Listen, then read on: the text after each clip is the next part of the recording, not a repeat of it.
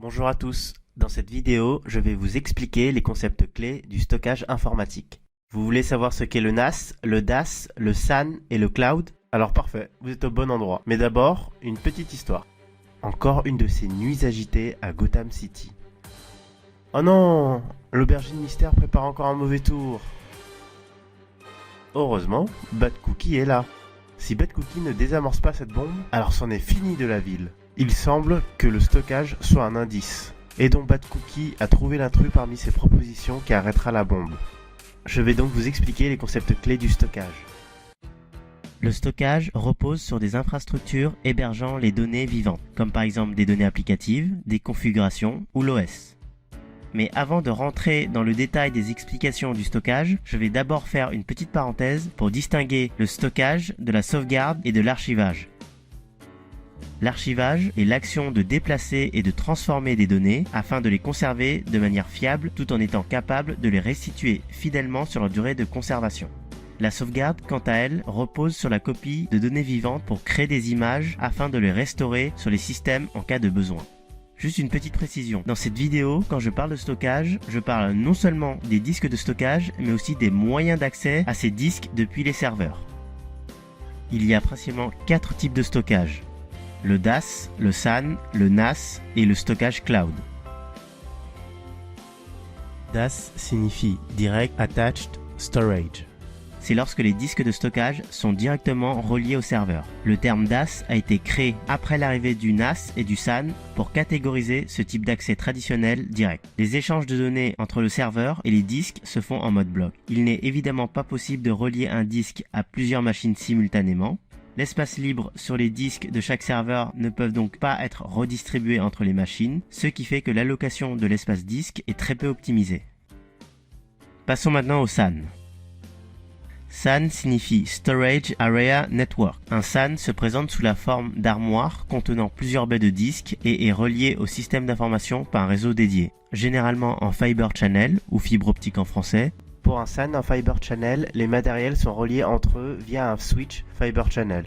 On parle alors de fabrique. Les disques durs ne sont donc pas reliés directement au serveur, cependant les baies de stockage sont directement accessibles en mode bloc par le système de fichiers des serveurs.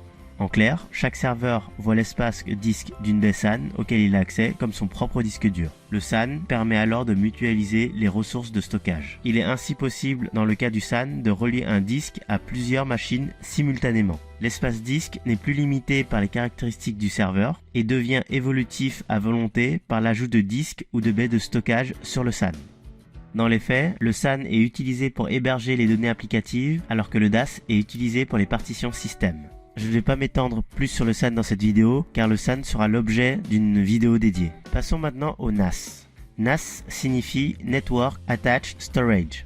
Il s'agit d'une baie de stockage qui dispose à la fois de son propre système d'exploitation dédié à la gestion des données, d'un logiciel de configuration, de son propre système de fichiers, ainsi qu'un ensemble de disques indépendants. Le NAS est attaché au réseau de l'entreprise afin de servir de serveur de fichiers. Les disques durs ne sont pas reliés au serveur mais au NAS.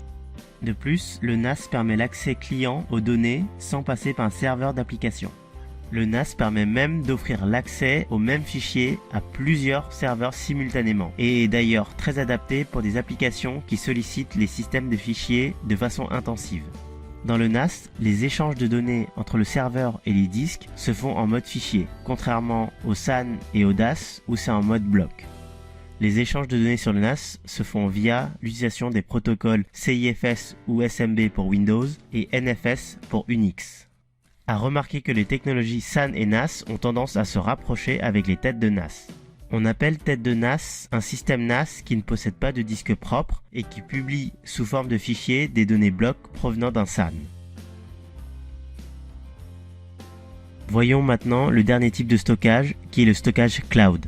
Le stockage cloud est l'externalisation des traitements sur des serveurs distants et du stockage. Le stockage est alors vendu comme un service avec paiement à l'utilisation, avec généralement une facturation par gigaoctet. Il y a 3 types de stockage cloud. Tout d'abord, le cloud public. Dans ce cas, le matériel d'un prestataire est utilisé par plusieurs entreprises. L'utilisateur n'a donc plus besoin de s'occuper du matériel, de sa maintenance et de son évolution. Il y a ensuite le cloud privé. Dans ce cas-là, ce sont des infrastructures propres à l'entreprise qui sont utilisées. Cela permet de garder les données confidentielles en interne. Par contre, cette infra dédiée implique des coûts très importants. Enfin, le cloud hybride correspond à l'utilisation conjointe des clouds publics et privés selon la criticité des données. Je ne vais pas détailler plus les explications sur le cloud dans cette vidéo, car ce sera aussi l'objet d'une vidéo dédiée.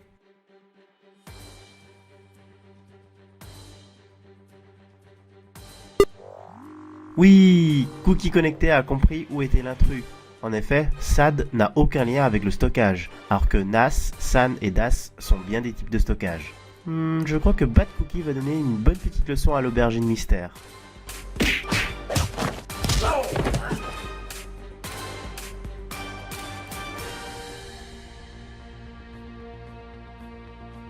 Merci d'avoir visionné ma vidéo. J'espère que cette vidéo vous a plu et qu'elle vous a beaucoup aidé. Dites-moi ce que vous en pensez en commentaire. Dites-moi les sujets que vous aimeriez voir sur Cookie Connecté, ce que vous avez aimé ou moins aimé. Si c'est votre première vidéo, n'hésitez pas à vous abonner car beaucoup d'autres vidéos arriveront sur des sujets qui pourront vous intéresser. Rejoignez-moi aussi sur Facebook, Twitter ou sur mon site web. À bientôt!